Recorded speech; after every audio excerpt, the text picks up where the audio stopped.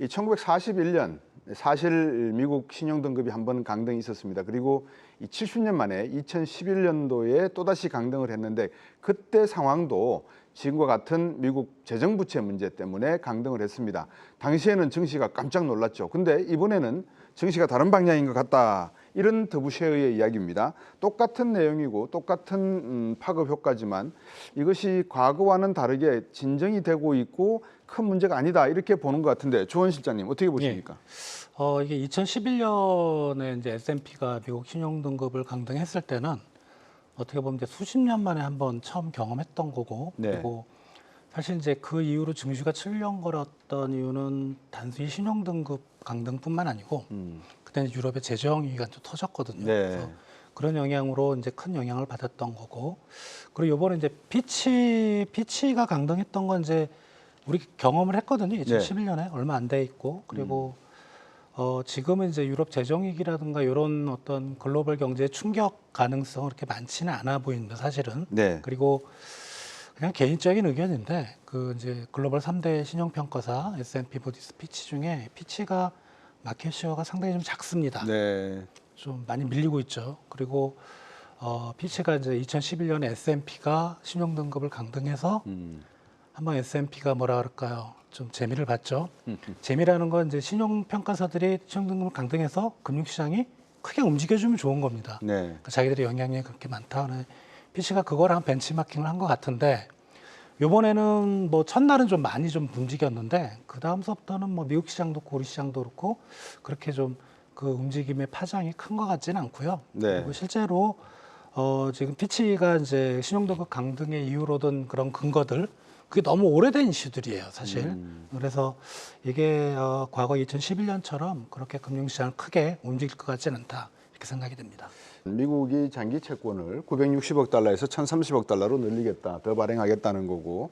근데 이 더 발행을 한다 하고 또 장기 채권 금리가 올라간다 하더라도 사실 GDP의 명목 GDP의 규모가 이런 금리 숫자보다도 더 높게 나타난다면 사실은 명목 빼기 금리 이러면 실질 성장에 가까운 숫자는 양의 숫자가 나오기 때문에 걱정할 필요가 없다. 이제 이야기를 하고 있는 셈인데 결국 미국 경제의 견조한 성장세가 바로 노동시장에서 엿볼 수 있으니까 이 GDP가 6%, 7% 간다면 국채금리가 4%, 5% 가다 하더라도 6 빼기 4 하면 2% 양의 숫자가 되니까 문제없다. 이렇게 말하는 것 같거든요. 예. 조은 실장님 어떻습니까? 그게 이제 간단하게 좀 설명을 드리면, 그러니까 국채 수익률이라는 거는 이제 자금 조달 비용으로 한번 해석을 해볼 수가 있거든요. 네. 그러니까 예를 들어 지금 미국 10년 국채 수익률이 4.2%라면 네. 뭐 이게 이제 시장에선 사실 뭐 더 높게 형성됐을 때 그렇겠죠. 4.2%에 우리가 자금을 빌리는데 이 명목 성장률이라는 거는 실제 그 우리가 어떤 경제 활동을 해서 얻을 수 있는 투자 수익률이라고 보시면 돼요. 네. 그러니까 사실 자금 조달 비용보다 투자 수익률이 더 높아야죠.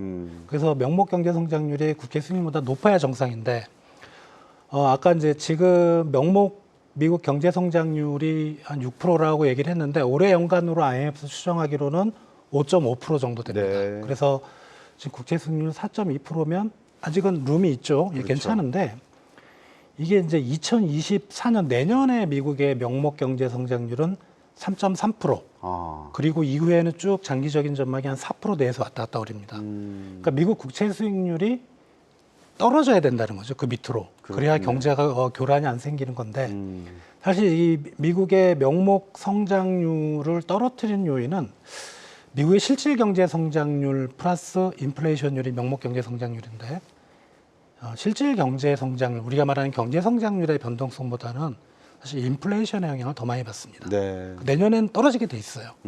그러면 이제 미국 연준이 어떤 식으로든지 미국 국채 수익률을 떨어뜨려야 되는데, 근데 지금 분위기로서는 뭐 우리가 뒤쪽에 좀 얘기 나누겠지만 연준이 금리 인하는커녕 까딱하단 금리도 더 추가적으로 인상할 가능성이 있거든요. 그렇죠. 그래서 이런 부분이 상당히 좀 우려가 되는 그런 포인트라고 보시면 될 것 같습니다. 네. 이게 우리나라의 국가 채무, 국가 부채도 지금 GDP 대비 60%를 넘어서고 있는 상황이다 말입니다. 그렇지만 다른 한편에서 미국도 110%를 넘어서고 있고 유럽 국가들도 100%에 근접해 있고 일본 같은 경우에는 250에서 60%고 자 그럼에도 불구하고 우리가 계속해서 이 뭐라 그러나요? IMF가 이야기하는 GDP 대비 적정 60% 이 선을 유지를 해야 되느냐 이 질문이 또 생기거든요. 어떻게 보십니까? 이제 사실 그게 이제 60% 우리나라에 그 넘어간다는 얘기는 한 1, 2년 전에 이제 모 연구기관에서 우리나라에 네. IMF의 2021년 전망치를 가지고는 했는데 올해 4월 이제 IMF 전망치 보면 2028년까지도 58%까지 올라가더라고요. 그래서 네. 다행히 60% 공고한으로 들어오긴 하는데 네. 이제 사회자께서 질문하신 거는 이제 그거죠. 우리 뭐 60% 상당히 뭐 넘기냐 마냐 중요한 게 아니고 다른 미국이나 일본에 비하면 상당히 낮은데 우리도 뭐 홀라당 넘기면 되는 거 아닌가 쓸 때도 많고 근데 이거를 생각해 봐야 될 것 같아요. 미국과 일본은 글로벌 금융시장에서 통용이 되는 화폐를 가지고 있습니다. 네. 근데 우리나라 원화는 사실 통용이 되진 않죠. 그런 걸 생각할 때 좀 경화, 하드 커런시국이 아닌 우리나라 같은 경우는 비율을 그런 이제 높게 어떤 선진국 수준으로 높이면 상당히 위험하다. 네. 위험하다고 생각이 되고요. 그럼에도 불구하고 저는 그 60% 얘기도 있고 최근에 뭐 주요 선진국보다는 우리나라가 이제 국가 채무 GDP 비율이 많이 빠르게 올라갔다는 우려들을 많이 말씀하시는데 저는 그래도 룸이 좀 있다고 생각이 됩니다. 한 뭐 장기적으로 보면 뭐 70, 80 그 정도까지 룸이 있다고 생각해요. 왜냐하면 저희가 그때 그 정도 비율까지 갈 때 선진국들은 의뢰이 늘어나게 돼 있거든요. 네. 그래서 지금 뭐 정부가 그 재정 준칙을 마련하고 뭐 재정 건전성 물론 좋긴 한데 너무 거기에 좀 타이트하게 얽매이면 사실 아무것도 할 수 없거든요. 조금은 좀 여유가 있다는 생각을 좀 개인적으로 저는 가지고 네. 정부 당국자들도 그런 식으로 좀 재정을 운영했으면 하는 그런 생각입니다. 제가 생각해도 그렇습니다. 중국 경제가 리오프닝 했지만 그다지 그렇게 썩 경기가 내수가 살아나거나 수출이 살아나지 않는 모습, 미중 간의 갈등은 오히려 좀 더 격화지는 모습. 그렇지만 러시아 우크라이나 전쟁을 어떻게 보면 종전이나 휴전을 향해서 달려가는 모습처럼 보이는 부분들이 많이 나오거든요. 자, 그러면 이제 중국 경제가 그렇다 그러면 우리 조원 실장께서는 박상현 의원과 좀 다르게 한국 경제가 특단의 조치를 세우지 않으면 멈춰버릴 수 있다 이런 말씀을 주셨단 말입니다. 네. 국가 경제는 생명력을 가지니까 계속 가야 되는데 어떤 의미에서 그런 강력한 경고를 하셨는지요? 뭐 강력한 건 아니고요. 네. 비행기가 엔진이 2개잖아요. 그죠? 그렇죠. 네, 근데 하나만 꺼져도 사실 이제 문제는 별로 없습니다. 근데 이게 이제 우리 경제를 비행기라고 비유를 하면 왼쪽에 수출 엔진, 오른쪽에는 내수 엔진인데 지난 2분기 우리 이제 국민 경제를 좀 봐야 될 것 같습니다. 네. 전기 대비로 보면 소비, 투자, 수출이 다 마이너스입니다. 근데 성장률은 전기 대비로 플러스 0.6%가 나왔는데 네. 이거는 이제 수입이 더 크게 마이너스가 나와서 네. 일단은 내수 쪽은 2분기에 이제 괜찮을 거라고 많이들 전망을 했는데 안 좋게 나왔어요. 네. 그러면 수입이 많이 늘은 거는 뭐 일부에서는 수입 가격, 수입 단가가 떨어져서 뭐 그렇다고 얘기를 하는데 네. 이게 실질 경제 성장률은 단가 요인을 다 제거를 해버립니다. 네. 물량이 준 겁니다. 수입 물량이 지금 줄었다는 거. 그러니까 수입 물량은 지금 마이너스 4.2%가 줄었는데 2분기에. 그거는 이제 우리 내수 경제 선행 지표라고 보시면 됩니다. 네. 그러니까 하반기에 내수가 그렇게 좋지 않을 가능성. 그리고 이제 7월 수출 동향이 나왔는데 이제 수출 감소폭이 더 커졌죠. 네. 예. 그리고 반도체라든가 우리 주력 시장의 중국에 대한 수출 감소폭도 6월에 비해서 더 커졌고. 그리고 앞에서 이제 쭉 설명드렸지만 사실 우리 수출의 관건이 중국인데 중국 경제가 내년은 모르겠지만 올해 하반기가 그렇게 생각보다 좋지 않다면 우리 전체 수출 경기도 분명히 안 좋을 것이고요. 네. 내수 경기도 보장할 수 없고 이게 이제 정부가 이제 올해 초에 사실 민간에서 추경 얘기를 많이 꺼냈는데 정부에서는 재정 건전성 기조를 유지하겠다고 그러면서 근거가 하반기에 수출 좋아질 거고 소비도 좋다 이랬거든요. 네. 예. 근데 지금 지표들은 정부가 얘기한 거 전부 반대로 가고 있습니다. 그렇다면 정부가 어떤 식으로든지 조치를 취하지 않으면 지금 2분기에 운 좋게 플러스가 나왔지만 만약에 이게 이제 그 수입 효과가 이제 뒤쪽에 가서 만약에 순수출이 마이너스가 나와버리면 네. 하반기 어느 분기는 정말 운이 없으면 역성장이 나와버립니다. 그럼 이제 IMF가 1.4% 올해 연간 전망했는데 네. 정말 운이 없으면 0%대로 떨어질 수도 있어요. 그러니까 그런 거를 좀 생각을 해봐야 될 부분인 것 같습니다. 네. 지난 24일 날, 7월 24일 날 정치국 회의가 끝이 났습니다. 중국에서. 시진핑 주석으로서는 상당히 좀 당황스러운 여러 가지 경제 지표들을 목도를 했고 또 소비 진작이나 투자 유치, 심지어 중국 기업들이 지금 해외로 떠나고 있는 자국 기업들이 해외로 떠나고 있는 상황들이 노출된다는 것은 그만큼 노동시장에 문제가 많은 변수가 있다라는 이야기인데 이런 상태에서 중국 경제의 디플레이션 경고가 만약에 현실화된다면 우리 경제에는 상당한 타격이 올 가능성도 없지 않아 있다 이렇게 느껴지거든요. 어떻게 보십니까? 뭐 중국으로부터 우리가 좀 뭐라 그럴까요? 경제적으로 좀 자유 그전에 의존도가 높았는데 네. 좀 의존도가 낮은 경제라고 믿고 싶으신 분들이 꽤 있어요. 근데 현실은 그렇지가 않습니다. 그렇지 않다. 네, 그렇지 예. 않고 앞에서 이제 잘 설명해 주셨고요. 네. 엔저는 환율의 이슈이기 때문에 그게 이제 실제로 교육에 영향을 미치려면 좀 시차가 있기 때문에 좀 걸립니다. 근데 그거는 좀 나중에 문제고 아까 제대로 짚어주셨는데 네. 반도체하고 중국이 핵심이고 네. 두 개는 같이 갑니다. 그렇겠죠. 그러니까 우리 반도체 수출이 홍콩을 포함하면 중국 본토까지 합하면 전체 반도체 수출의 50%입니다. 그렇죠. 그러니까 중국 경제가 제일 중요하고요. 네. 예. 근데 이제 반도체만 놓고 보면 사실 이제 우리 그 삼성전자, SK 하이닉스 뭐 1, 2분기 실적이 되게 안 좋았잖아요. 메모리 쪽이. 그렇죠. 근데 어제 오늘 나온 그 미국 비메모리 반도체 인텔하고 퀄컴 쪽 실적을 보면 안 좋아졌어요. 그러니까 어떤 기기든지 메모리 반도체가 단독으로 들어가는 기기는 없습니다. 그렇겠죠. 그러니까 비메모리 반도체가 있고 주변 서브로 주변에 들어가는데 그렇죠. 어떻게 보면 비메모리 반도체 기업의 실적이 우리 메모리 반도체 기업들의 선행지표 역할을 할 수 있거든요. 그렇다면 전반적인 글로벌 시장 자체가 반도체 업황이 좀 어렵다. 당분간은 물론 이제 1, 2분기가 바닥이라는 건 저도 동의를 하지만 네. 하반기에 그렇게 희망론자들이 얘기하는 것처럼 엄청나게 좋아지지랑은 좀 기대하기 좀 어렵고 네.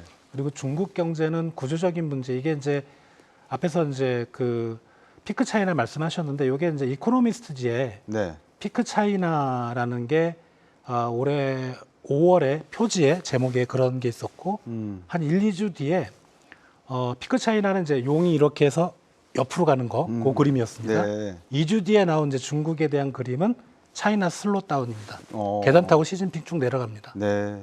이게 이제 말씀하신 중국의 중진국 함정, 일본식의 장기 불황 그렇군요. 이런 거를 이제 이코노미스트 쪽 경고를 하고 있고요. 물론 네. 이제 이코노미스트지가 영국 그 잡지이기 때문에 사실 정치적으로는 미국과 비슷하죠. 그렇겠죠. 같은 라인이라서 중국을 많이 깎긴 하지만 근데 이게 뭐 우리가 많이 아는 중국의 지금 경제 현상과 맞물려 생각을 해보면 결코 우리가 간과할 수 없는 그런 경고라고 생각되기 때문에 네. 앞으로 중국 시장은 좀 어려워지지 않나 저는 개인적으로 생각이 됩니다. 주원 실장님 어떻습니까? 우리 보고 지금 미국과 금리 차가 2%라서 이 참 심각한 거 아니냐라고 하는데 뭐라 그럴까요? 이 오렌지하고 애플의 비교가 될는지는 모르겠습니다만 일본 같은 경우에는 지금 미 연준 기준금리와 4%포인트 이상 차이가 나지 않습니까? 그럼에도 불구하고 일본 증시는 좀 뜨겁단 말입니다.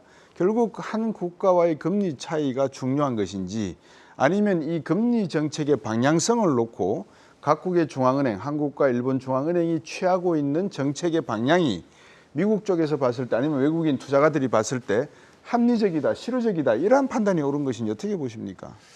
각국의 특성을 좀 많이 생각을 해봐야 될 것 같아요. 일본은 지금 물가 상승률 3% 이상을 유지하는 게 목표거든요. 그렇죠. 좋죠, 뭐 예, 계속 좋은 겁니다. 그리고 네. 실제로 이제 일본 경제가 많이 또 활성화됐고, 근데 우리는 지금 금리 차 2% 포인트가 이제 사상 최고치라고 하는데 과거 우리가 미국이 한국 금리를 역전했을 때 경험 보면 뭐 외국인 자금이 빠져나거나 이러지는 않았는데 또 원달러는 상당히 안정돼 있었어요. 근데 이게 이제 아까 정확히 지적을 하셨는데 금리 차가 사상 최고로 벌어졌다는 걸 우리가 경험 못했습니다. 이 자체가 외국인 자금이 움직이면서 환율 시장을 변동시킨다고 저는 생각을 안 하고 네. 다만 여기에 뭐가 하나가 툭 던져지면 이게 성냥개비라도 불붙은 성냥개비라도 던져지면 확 올라갈 수 있거든요. 그렇죠. 그게 말씀하신 중국 리스크일 수도 있고요. 네. 우리나라 내부의 어떤 금융시장의 경색일 수도 있고. 네. 그래서 상당히 좀 위험한 부분인 오늘도 1,300원 아마 넘어서 종가를 찍은 걸로 알고 있습니다. 1,309원 정도. 예. 금리 격차 때문에 그런 게 아니거든요. 그렇죠. 미국 그렇죠. 시장의 이슈가 이렇게 좀 트리거가 돼서 올라갔던 거. 그래서 그런 부분은 상당히 좀 우려가 되는 포인트라고 생각이 듭니다. 어떻습니까? 우리나라 증시의 이런 롤러코스터 장세가 지금 피치의 신용 등급으로 주춤은 하지만 이게 전반적인 긍정적인 평가가 지금 만약에 맞다고 하면 결국 핵심은 기업의 수익률 아니겠습니까? 3분기, 4분기 우리 기업들의 수익률 긍정적으로 보십니까? 어떻게 보십니까? 상반기보다는 하반기가 좀 나아질 수 있겠다라는 생각은 있습니다. 뭐 네. 수출이 하반기에 좀 나빠지더라도 상반기에 감소폭보다는 좀 개선이 될 것 같고요. 네. 삼성전자만 보더라도 하반기가 제가 좀 부정적으로 말씀드리긴 했지만 1, 2분기가 바닥은 맞는 것 같아요. 그러니까 실적은 개선이 되는데 네. 그게 과연 어느 정도 좋아질 것인가 이건 또 다른 문제라. 네. 그래서 어쩌면 그 조금 좋아지는 부분에 대해서 이미 주식시장은 다 반영을 했는지도 모르겠어요. 그래서 특히 이제 그 우리 코스닥을 말씀하셨는데 거긴 또 대부분 분들이 기술주라 부채 비율이 높습니다. 그렇죠. 금리에 민감합니다. 그러면 사실 우리가 하반기에 금리가 많이 낮아질까? 더 높아지진 않겠지만 많이 낮아질 것 같지도 않거든요. 그러면 그런 그 기업들이 수익을 내기가 상당히 좀 쉽지는 않은 그런 조건이라. 자, 이제 좀 마무리를 해야 될 것 같기도 하고 해서 두 분께 한 1분 정도 말씀을 여쭈고자 합니다. 정리도 해주시고 한국 경제를 지금까지 놓고 봤을 때 투자를 할 당시에 또는 하고 계신다면 유의해야 될 점, 리스크적인 측면이나 관리해야 될 측면 간단하게 한번 설명 요약해 주시죠. 우리 주 실장님. 예, 지금 이제 코로나 대확산이 2022년 이제 봄에 시작이 됐고 그 경제 위기에서 이제 막 벗어나고 있습니다. 그러니까 지금 한국 경제는 어떻게 보면 정상화되는 과정으로 가고 있다. 그래서 이제 올해 하반기와 내년에 걸쳐서 우리가 보면은 이제 긍정적인 시그널이라고 보고 네. 상당히 좋긴 한데 두 가지 점을 좀 지적을 하고 싶어요. 그러니까 첫 네. 번째는 정상화되었을 때 네. 어떤 우리가 뭐 개인의 입장에서는 소득일 수 있고 한국 경제 전체를 보면 GDP일 수도 있는데 코로나 이전의 정상화 수준보다는 많이 좀 낮아져 있을 거다. 네. 쉽게 말하면 잠재 성장률이 떨어져 있을 겁니다. 우리나라는 항상 경제 위기가 터지고 전후로 잠재 성장이 많이 떨어졌거든요. 네. 그러면 이전에 어떤 수익률을 생각하시고 투자를 하시면 안 될 거다라는 네. 게 이제 첫 번째고요. 두 번째는 지금 이제 앞으로 펼쳐질 이제 한국 경제의 경로에 영향을 주는 리스크 요인들을 보면 중국 경제 그것도 있긴 하지만은 대부분의 대외 리스크들은 나올 건 다 나왔습니다. 네. 다 알려지고 뭐 좀 더 심화되고 개선되고 요 정도거든요. 네. 사실 이제 앞으로 한국 경제의 방향을 결정짓는 요인은 아마 대내 리스크일 겁니다. 여러 가지 뭐 내수 상황도 있고 정부의 정책도 있고 또 이제 뭐 내년에 국회의원 선거라는 정치적 이슈도 있고 이런 것들이 어떻게 보면은 한국 경제의 방향을 결정질 것이고 주식 시장에 큰 영향을 미치는 요인이 되지 않을까. 그래서 정상화 요약하면 정상화는 되는데 옛날에 정상 꼭대기까지 올라갔다면 지금 8분 응세에서 멈춰야 되고 또 올라가는 과정 중에 싱크홀도 많다. 조심들 하셔야 될 것 같습니다. 네.